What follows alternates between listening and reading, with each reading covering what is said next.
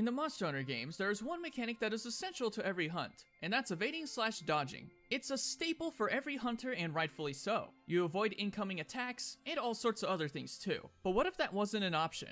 About a year ago, a YouTuber known as CantaPerMe did a run without ever dodging. He did this using an inside glaive, which was pretty impressive considering the monster was an Arch-Tempered Teostra. So if Kanta was able to successfully hunt a monster without dodging, is it possible to do this for the entire game? I'm Reaverjolt, and today we will find out if it's possible to beat Monster Hunter World without ever dodging. Now before we get started, let's go over the rules of the challenge. No dodging during a quest, doing so forces a restart. No using Defender or Guardian equipment. You must play solo. No glitches. To complete the challenge, you must beat Xeno Jiiva. I want to be clear about what's considered a dodge and what isn't a dodge. For the maneuvers that count as dodges, rolling in any direction from the ground, Superman diving, using temporal mantle, and hopping.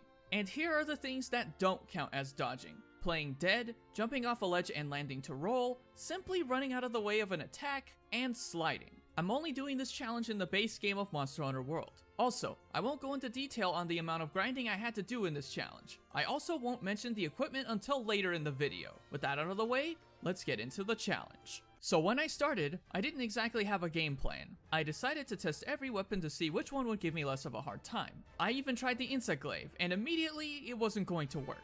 And while Kanta did do a no-dodge run with it, it just felt slow, and if I used it throughout the entire game, it would have been a nightmare to use considering I don't use insect glaive in the first place. The best choice by a long shot was the light bowgun. Not only did this have a better feel to it, but I can move while shooting, which should make things easier in this challenge. Now that we have our weapon, we do our first quest, which involves taking out the small Jaggers, which was the easiest part of this whole run. Next was a quest that had Kestodons. They were all easy as all you had to do was simply move out of the way when they decided to tackle, although they were mildly annoying. After beating them down, we fight Great Jaggers, and I gotta say, this quest was super easy even when I couldn't dodge. Next was Kuluyaku, and he was pretty easy other than the fact that I dodged out of habit trying to get him paralyzed. Well, time to redo this one. The second time around, he was pretty annoying, but after a few minutes, we got him with no dodges. Next was Puke, and the only real annoying part was getting poisoned from time to time. Other than that, he was pretty easy. He goes down with no dodges. Next was Bharath, and he wasn't very hard other than shooting the head for less damage.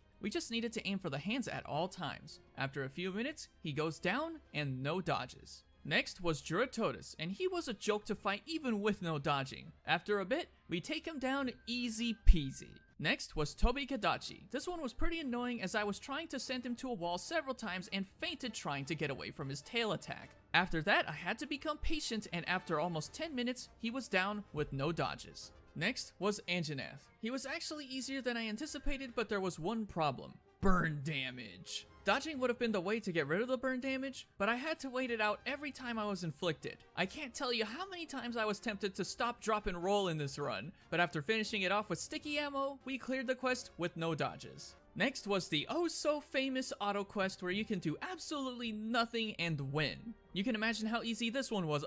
Oh, man, I dodged. Well, time to suffer through this section again. After getting past that tedious quest, we go after Paolumu. This one was a little easy other than dealing with Zitzi's flashing. After some time, we got it down with no dodges. Next was Rataban, and this one was kinda difficult because it was hard to deal damage to him when he was covered in bones, plus the attacks he would use. But other than that, he was easy to cheese with wall crashes and wyvern blasts. We take him down, and thankfully we did not dodge. Next was Legiana, and this one wasn't hard other than the Ice Blight, and once again, Zitzi's flashes.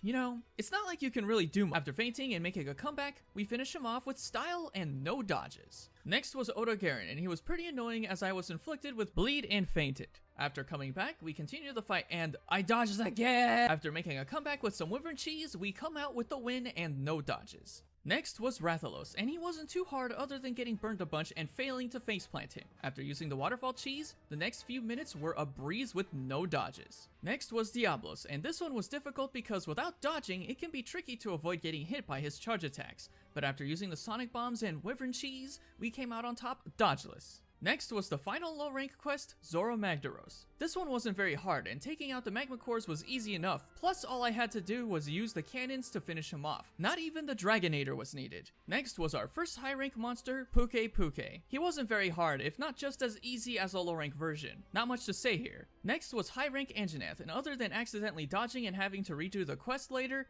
he was just as easy as before. Again, not much to say here. Before we did our next quest, I decided to try and face Basilgoose early. He was pretty hard considering I could get one shot, which did happen, but I was doing so much damage to him that I thought I'd keep going. After sending him to walls a bunch of times and using Wyvern Cheese, we managed to beat Basilgoose with no dodging and with low rank armor. This should be an achievement you can get in the game, honestly. After farming Basil a bunch of times, we go after Pink Ratheon. This one was annoying as she kept tackling and fainted me 3 times, but after coming back, she's captured with no dodges. After a good amount of grinding, we take on Nergigante. He was pretty difficult, but not as bad as I anticipated. Sending him to walls was easy, and stunning him was all sorts of cheese. And while he did damage to faint me, we came out on top with no dodging. After a bunch of grinding, we now have the final armor set for the rest of the game. Earplugs and tremor resist are gonna help tremendously. Blast resist is there for a monster that I'll mention in a little bit. We go after Kushala Daora. His wind and tornadoes made this fight pretty annoying, but he was pretty manageable otherwise. After a while, he goes down with no dodges from our end. Next was Teostra. You remember the blast resist in our set, right? This monster is why we need it. As some of you know, the only way to rid yourself of Blast Blight is to stop, drop, and roll. But because this is a dodgeless run, we have no choice but to eat the blast damage if we get inflicted. This fight was really annoying, and I failed because the gut set bonus triggered at the wrong time, making this hunt really frustrating. But after our second attempt, we get the win. Goodness, this was annoying. Next is Valhazak. This one was mildly annoying, but manageable. As long as I stayed close to him at all times and remembered to nullberry, this was a decent run with no dodges. And finally, the final boss of the base game, Xeno Jiiva. This was a long fight, and without dodging, it was difficult to maneuver around him. Some attacks were easy to avoid while others weren't. It was quite funny knocking him down by smacking his hands though. I would change up my ammo in certain instances, like using pierce rounds for shooting down the length of Xeno. And during the second phase, I would use spread shots on the chest and stickies to try and deal stun. All of this while not being able to dodge. I would even use paralysis ammo to keep him at bay while shooting weak points. There were times when my instincts almost kicked in and I wanted to dodge. During the final stretch of the fight, I used spread shots on the chest a few more times. Then, after a long while of dealing damage, this happens.